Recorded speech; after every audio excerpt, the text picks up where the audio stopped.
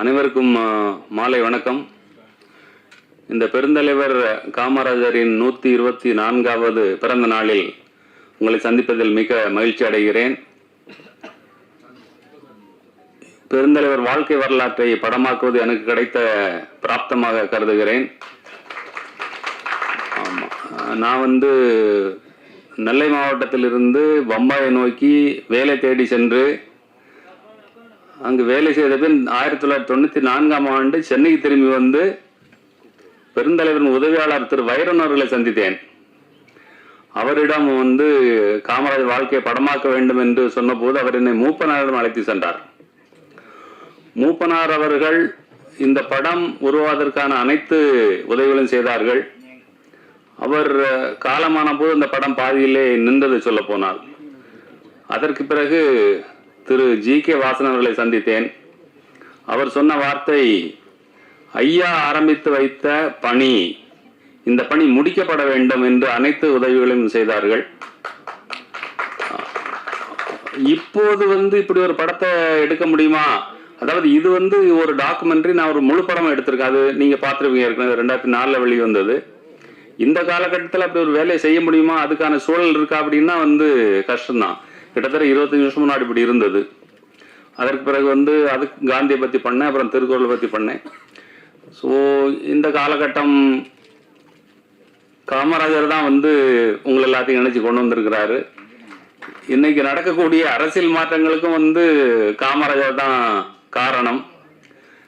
தமிழ்நாட்டில் ஒரு புதிய ஆட்சி உருவாவதற்கே காமராஜர் தான் காரணம் என்று நான் நினைக்கிறேன். இவர்கள் 49ல் கட்சி ஆரம்பிச்சு என்னென்ன பண்ணாங்கிறத மக்கள் முழுக்க அமைதியாக இருந்து இந்த ஆட்சியை கொண்டு வந்திருக்காங்க. அதுக்கு காமராஜர் ஆட்சி எப்படி இருந்தது என்று வாய் வழியாக பத்திரிகை வழியாக நடந்த சம்பாஷணைகள் முக்கியமாக இருந்திருக்குன்னு எனக்கு படுது. வந்திருக்க அனைவரையும் வருக வருகான என்று வரவேற்கிறேன். பத்திரிகையாளர்களுக்கும் மிக்க நன்றி. வணக்கம். அனைவருக்கும் மாலை வணக்கம். நான் டாக்டர் சொக்கலிங்கம், இதயநல மருத்துவர். இந்த அரங்கத்தில் என்னை அழைத்த என் சகோதரர் பாலகிருஷ்ணன் அவர்களுக்கு மிக்க நன்றி. எனக்கு பெரிய ஒரு வாய்ப்பு. 82 வயதாகின்ற சொக்கலிங்கம் இதுவரை நான் ஒரு மாத்திரை கூட சாப்பிட்டதில்லை. அதுக்காக நீங்க சாப்பிட்ற மாதிரி நிறுத்திடாதீங்க. இந்த 60 வருட அனுபவத்தில் சிலரை மட்டும் பகிர்ந்து கொள்ள விரும்புகின்றேன். அங்கே இருக்கின்ற ரமண ரிஷி, நான் 5-6 வயது இருக்கும்போது பலமுறை அவரிடம் சென்று பார்த்து அருளை பெற்றிருக்கின்றேன். அதைவிட நான் பெருந்தலைவருக்கு சொக்கலிங்கம் மருத்துவராக பணிபுரிந்தேன். எனக்கு கிடைத்த ஒரு வாய்ப்பாக கருதுகின்றேன். அதே நிலையில்தான் மக்கள் தலைவர் மூப்பனாருக்கும் டாக்டராக பணிபுரிந்தேன். இது கைத்தட்டில் வாங்குவதற்காக சொல்லும் கருத்தல்ல, இவரிடம் கிடைத்த அனுபவங்களையும் பகிர்ந்து கொள்கின்றேன். இவர்கள் அனைவரும் ஒன்றில் நான் பார்த்தேன். இவர்கள் அனைவருமே உயிருள்ளவர் உழைத்துக் கொண்டிருந்தார்கள். உழைத்துக் கொண்டிருக்கும்போது உயிர் பிரிந்தது, அதன் வாழ்க்கையின் தன்மை.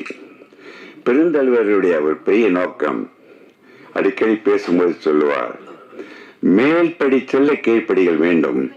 மேலே சென்ற பிறகு நம் அனைவரும் கீழ்ப்படிந்து நம் சமுதாயத்தை மேன்மைப்படுத்த வேண்டும். ஒரே நோக்கத்துடன் நான் அனைவரும் வாழ வேண்டும் என்று சொல்லிவிட்டு ஐயா எடுத்திருக்கின்ற படம் வாழ்க்கை முழுவதும் பல ஜெனரேஷன்ஸ் கலந்து அது பாடமாக இருக்கும் என்று மாற்று கருத்தில்லை. மனிதன் பிறந்து வாழ்ந்து இறப்பது என்பது அனைவருக்கும். பெருந்தலைவர் காமராஜர் வாழ்ந்த காலத்தில் நம் அனைவரும் வாழ்ந்தோமே, அதற்கே நம் பெரிய புண்ணியம் சேர்க்க வேண்டும். என்னை பொறுத்தவரை அவர் இறப்பே இருக்க முடியாது. ஒவ்வொரு தமிழ் மனிதனும் உயிருள்ள இருக்கின்றவரை அவர் நம்முடன் உயிருடன் கலந்து வாழ்ந்து கொண்டிருப்பார். அதில் மாற்று கருத்தும் இல்லை. இது அருமையான படம். அவருக்கு அனைவரும் நாம் கைத்தட்டி மகிழ்ச்சியுடன் வாழ்க்கை தெரிவிக்க வேண்டும். ஒன்றே ஒன்று சொல்லி விடைபெறுகின்றேன். இந்த அரங்கத்தில் எவருக்காவது பிரச்சனை உண்டு என்றால் அவர்கள் மட்டும் கையை தூக்க வேண்டும். முதல்ல கையை நான் சொக்கலிங்க தூக்கிக் கொள்கின்றேன். யாரெல்லாம் பிரச்சனையை கையை தூக்குங்க பார்க்கலாம். எல்லாமே தூக்குறாங்க ஐயா. எவரெல்லாம் கையை தூக்கவில்லையோ அவர்கள் எல்லாம் மனிதர்களே இல்லை என்று சொல்லுகின்றேன். மனிதனாக பிறந்து வாழ்ந்து இறக்கின்றவரை பிரச்சனைகள் தான். பிரச்சனையில் வாழ கற்றுக்கொண்டால் போதும். பிரச்சனை ஒன்று இல்லாதிருக்க முடியாது. என் நிலையிலையும் ஒரு மனிதன் மகிழ்ச்சி இழக்கக்கூடாது. மகிழ்ச்சியை நம் மாமருந்து தான் வாசித்து உள்ளே சுவாசித்து காமராஜர் அருமையாக விட்டு சென்ற கொள்கைகளை நாம் கடைபிடித்து வாழ்ந்தால் எந்த சக்தியும் அழிக்க முடியாது மாற்று கருத்தில் என்று சொல்லி, மகிழ்ச்சி என்பது கொடுப்பதில் மட்டும்தான் மகிழ்ச்சி. அறிவாக, ஆற்றலாக, உழைப்பாக, நேரமாக, பணமாக கொடுத்து கொண்டே இருங்கள். மகிழ்ச்சி என்று குறையாது. அதைவிட பல மடங்கு மகிழ்ச்சி. மகிழ்ச்சி என்று கொடுப்பதில் இருந்தால் அதைவிட பல மடங்கு மகிழ்ச்சி விட்டு கொடுப்பதில் என்று மகிழ்ச்சியோடு நம் வாழ கற்றுக்கொண்டால் சொக்கலிங்கத்திற்கு வேலை இல்லை. எல்லா மருத்துவமனைகளையும் மூடிவிடலாம்.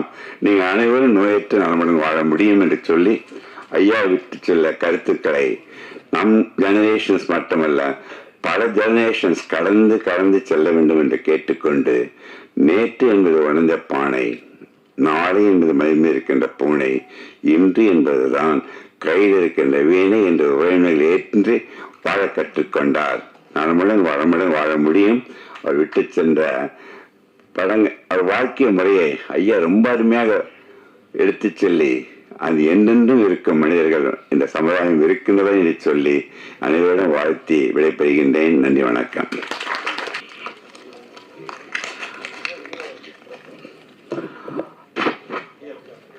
அன்பான அனைவருக்கும் வணக்கம். இப்படி ஒரு சிறப்பான நாளில் இப்படி ஒரு சிறப்பான ஒரு நிகழ்வை நமக்கு ஏற்படுத்தி தந்திருக்கின்ற இயக்குனர் பாலகிருஷ்ணன் சார் அவர்களுக்கு நம்ம எல்லாம் கை தட்டுவோம்.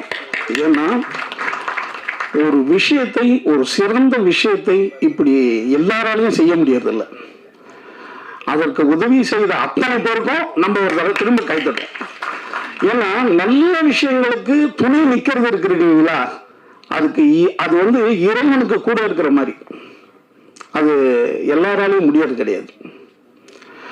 இந்த படத்தை பார்க்கும்போது எனக்கு வையத்துள் வாழ்வாங்கு வாழ்பவன் வானுரையும் தெய்வத்தில் வைக்கப்படுகிறான். வாழும்போதே ஒருத்தன் பூமியில கடவுள் மாதிரி வாழ்ந்துட்டான்னா பூமியிலே அவன் இறைவனா வாழ்றான்னு தான் அர்த்தம். அதுக்கு ஒரு மாபெரும் உதாரணம் தான் ஐயா காமராஜர் அவர்கள்.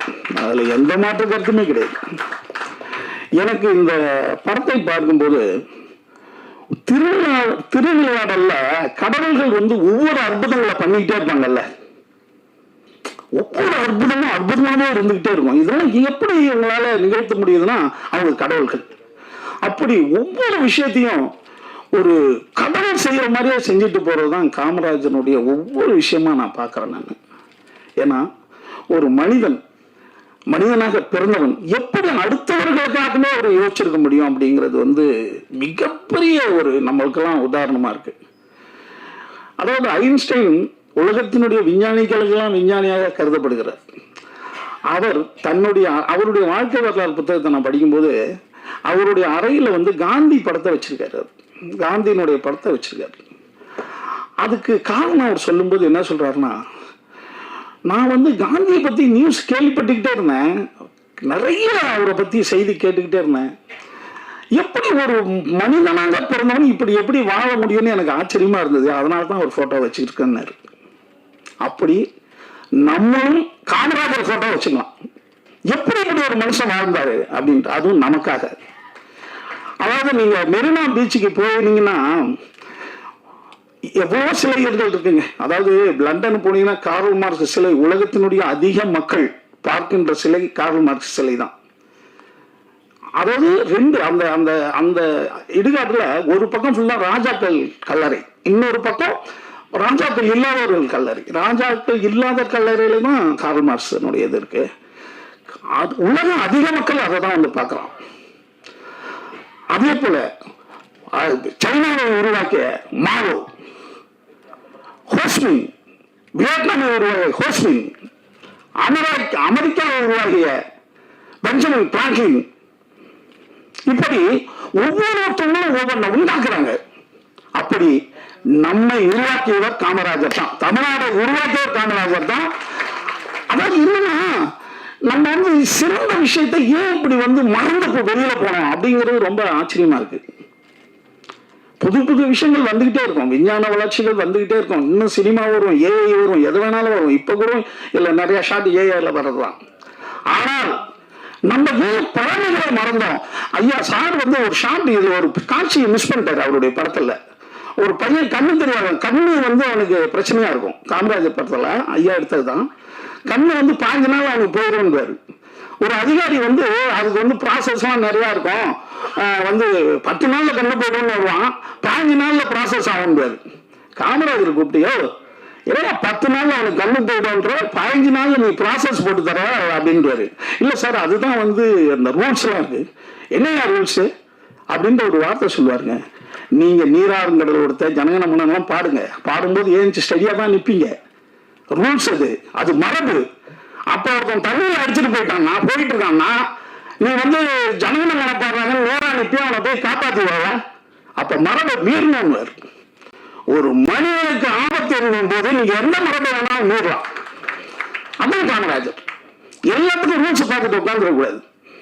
ஒரு உதவின்னா அதுக்கு என்ன, அந்த உதவி பண்ணாம இருக்கிறதுக்கு எதுக்கு ரூல்ஸ்? அப்படி மாபெரும் சிறந்த விஷயங்களை எல்லாம் நம்ம கிட்ட பதிவு பண்ணிட்டு போயிருக்காரு. பாலகிருஷ்ணன் சாரை பத்தி இன்னும் சொல்லணும்னா, பிச்சை புகனும் பிச்சை எடுத்துட்டாவது அதிவீர ராம பாண்டியன் சொல்லுவாங்கல்ல, பிச்சை எடுத்தாவது படிக்க வச்சிருக்கிறான்ட்டு. அப்படி இந்த படத்தை எத்தனை பேர்கிட்ட போயிட்டு அவர் கேட்டு இந்த படத்தை பதிவு பண்ணணும்னு சொல்லிட்டு, ஏன்னா எனக்காக நான் கேட்கறது இன்னும் நான் பண்ணணும், சிறந்ததை பதிவு பண்ணணும், இந்த மக்களுக்கு கொண்டு போய் சேர்க்கணும் அப்படிங்கிறது எல்லாம் ஒரு 10 தடவை இந்த படத்தை பார்த்து அழுதுருக்கேங்க நானு. ஏன்னா இப்படி ஒரு மனிதனா, அதாவது மனதிசை மேனா, அதாவது எப்படி ஒரு மேன்மையான மனிதனா நம்ம ஆகிறது அப்படின்றதுக்கு இந்த ஒரு படம் போதுங்க. ஒரு மனிதன் இந்த படத்தை ஒரு மாசத்துக்கு ஒரு தடவை பார்த்தான்னா அவன் மேன்மையான மனிதனா ஆகிவிடுவான். இப்படிதான்டா நம்ம வாழணும், இதான்டா வாழ்க்கை அப்படின்ட்டு. இன்னொன்னு, இந்த படம் எல்லா அரசியல்வாதிகளுக்கும் மிகப்பெரிய புத்தகம். இது எல்லா அரசியல்வாதிக்கும் ஒரு புத்தகம். குறிப்பாக இப்ப விஜய் வந்து மிக சிறந்த முறையில ஒரு சிஎம்மா இங்க இருக்கிறாரு. முக்கியமா இந்த படத்தை அவர் பார்க்கணும். நிச்சயமா விஜய் இந்த படத்தை பார்க்கணும். விஜயினுடைய மந்திரிகள் பார்க்கணும், பார்த்திருப்பாங்க. ஆனா இந்த நேரத்தில் அவங்க பார்க்கணும் இந்த படத்தை. அடுத்தது விஜய் தான் வந்து நம்ம ஐயா சந்தோஷம் ஐயா இருந்திருக்காங்க. அதே போல விஐடி ஓனர் ஐயா விஸ்வநாதன் ஐயா, இவங்களெல்லாம் சந்திக்கணும். ஏன்னா நான் வந்து விஐடியினுடைய அந்த நிறுவனரை பார்த்து ஆச்சரியப்படுறேன். என்னன்னா அரசியல்வாதியா இருப்பாங்க, ஆனா அவங்க வயசான வரைக்கும் அரசியல்வாதியாவே இருந்து நம்மளுக்கு துன்பத்தை ஏற்படுத்துவாங்க. அவங்க அந்த இது பதவியில இருந்து போக மாட்டாங்க. ஆனா அரசியல்வாதியா திடீர்னு பார்த்தா இந்தியாவினுடைய மிகச்சிறந்த ஒரு கல்வி நிறுவனத்தை உண்டாக்கிட்டாருங்க. இன்னைக்கு வந்து விஐடின்றது இந்தியாவினுடைய மிகச்சிறந்த ஒரு கல்வி நிறுவனம். அப்ப அவரெல்லாம் அவங்க சந்திக்கணும். ஒரு கல்வி சம்பந்தமான ஒரு விஷயத்தை முடிவு பண்ணும் போது விஜயோ நம்ம தம்பி ராஜ்மோகன் அமைச்சரோ அவரெல்லாம் சந்திக்கணும். அப்படி சந்தித்தால்தான் அதாவது இன்னும் மேன்மையான விஷயங்கள் அவங்களுக்கு புறப்படும் அப்படின்னு என்னுடைய தனிப்பட்ட கருத்து. அப்புறம் இதே போல படங்கள் அடுத்த திருக்குறள் வந்து நான் நடிச்சிருந்தேன். இந்த படத்துல ஒரு பொண்ணு வந்து அந்த நீதி சொல்லிச்சு. அது ஒண்ணும் இல்லை, அருமையான இது. ஆனா அமெரிக்காவில் போய் அதை திரையிட்டாங்க. அங்கே எல்லாம் கொலாப்ஸ், குடும்ப கொலாப்ஸ் நிறையா. அங்க போய் இந்த படத்தை திரையிட்டது வந்து ரொம்ப அருமையான விஷயம். ஏன்னு கேட்டா ஓஷோ வந்துதான் இந்த கட்டுமானங்களை உடைப்பதில் ஓஷோ ரொம்ப முக்கியமானவர். ஓஷோ என்ன பண்ணிட்டாரு, அவருடைய இடம் புனே. அவர் வந்து அமெரிக்காவில் போய் இந்த விஷயத்த இது பண்ண ஆரம்பிச்சிட்டாரு. அமெரிக்காக்காரன் விரட்டி விட்டான். நாங்களே இந்த பிரச்சனையில தான் எல்லாம் குடும்ப அமைப்பு உடனே போய் கிடக்கலாம், திரும்பி நீவாயான்ட்டு திரும்பி புனையில வந்து தான் அவர் இருந்தார். அங்க சொன்னார், எல்லா புரட்சிகளையும் சொந்த மண்ணில் தான் பண்ண முடியும்னாரு. ஆனா அமெரிக்காவில் இந்த புரட்சியை பண்ணிட்டு இருந்திருக்காரு சாரு. என்னை வாழ்த்துக்கள். ஏன்னா திருக்குறள் என்பது அது வந்து சாதாரண புத்தகம் அல்ல. அது மதங்களை மீறி, மனிதர்கள் மீறி, உயிர்களை மீறி உலகுக்கு கொடுக்கப்பட்ட கொடை. அது திருக்குறள். அதனுடைய அந்த பணியில சார் இருக்கிறாரு. அந்த பணிக்கு இவ்வளவு பேர் நீங்க மீண்டும் மீண்டும் உதவி பண்ணுவீங்க. ஏன்னா நீங்க சிறந்ததுக்கு உதவி பண்ற மாபெரும் கடவுளுக்கு துணை இருக்கிற மாதிரி இருக்கிறீங்க. அந்த பணியும் இன்னும் சிறப்பாக சார் செய்து முடிப்பார். இந்த காமராஜர் படம் போல அதுவும் மக்களுக்கு மாபெரும் பாடமாக இருக்கும் என்பதை கூறி இந்த வாய்ப்புக்கு நன்றி தெரிவிச்சுக்கிறேன். அடுத்தது கேமராமேன், அடுத்து நம்ம இதில் நடித்தவர்கள், அடுத்தது இன்னும் அதில் டெக்னீஷியன்ஸு, அடுத்து மற்ற துறையில் இருந்த அத்தனை பேருக்கும் என்னுடைய அன்பான வாழ்த்துக்களை தெரிவிச்சுக்கிறேன். நன்றி, வணக்கம். உலகை தமிழால் உயர்த்திடுவோம், அகர முதல எழுத்தெல்லாம் ஆதி பகவன் முதற்றே உலகு. அன்னையும் தந்தையும் ஆசானும் முன்னறி தெய்வம், ஆலயம் தொழுவது சால முன்னன்று. யாதோரே யாதோரே யாவரும் கேளி.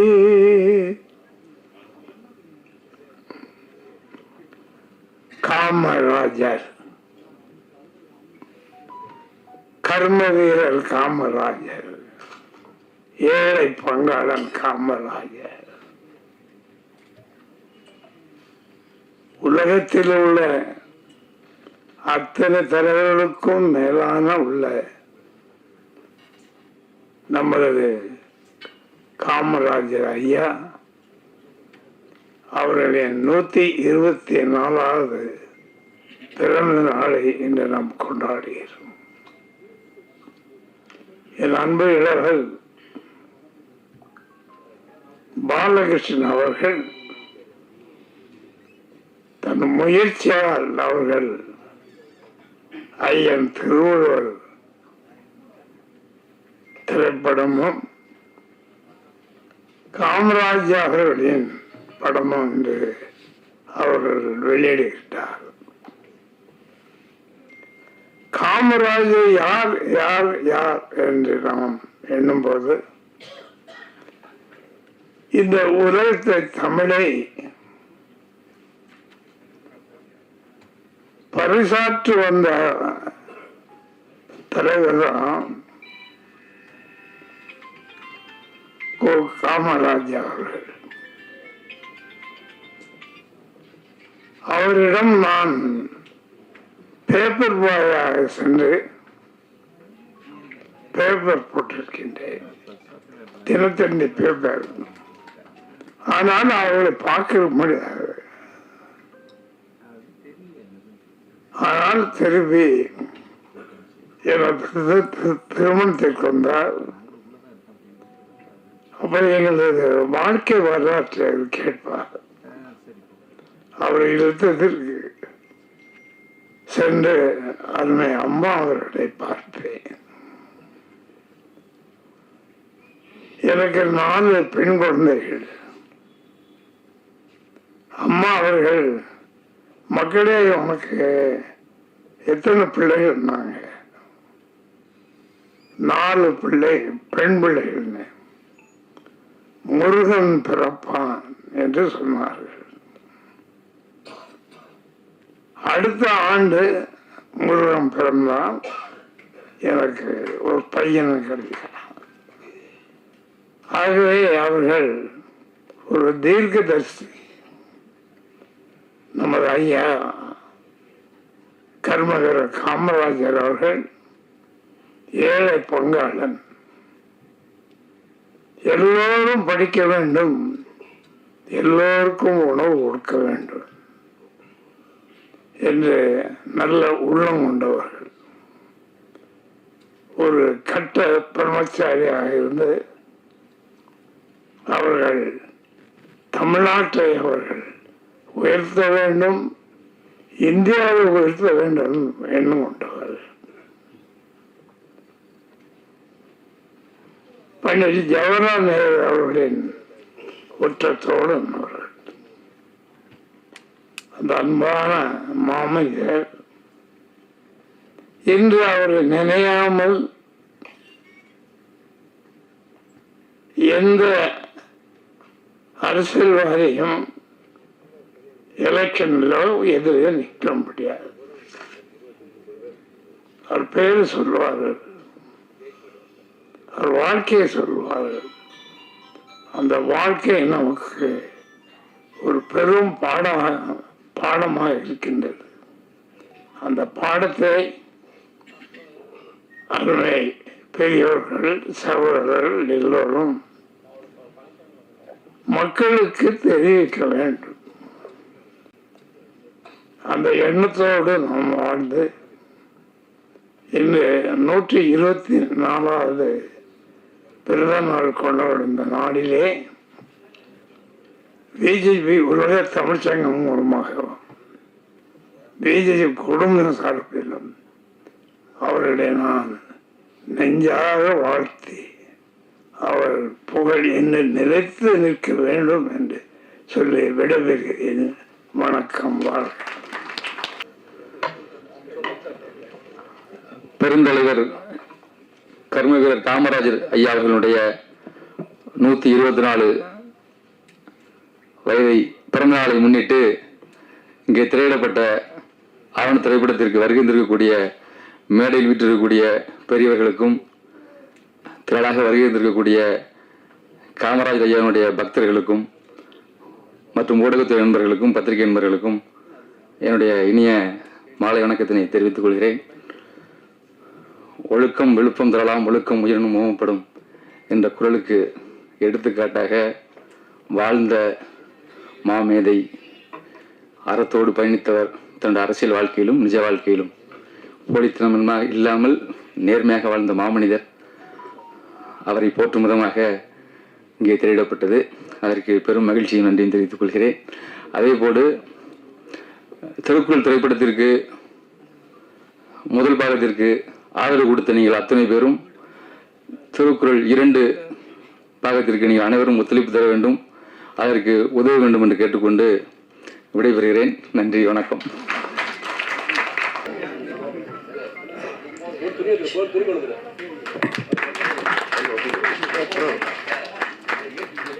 பின்னாடி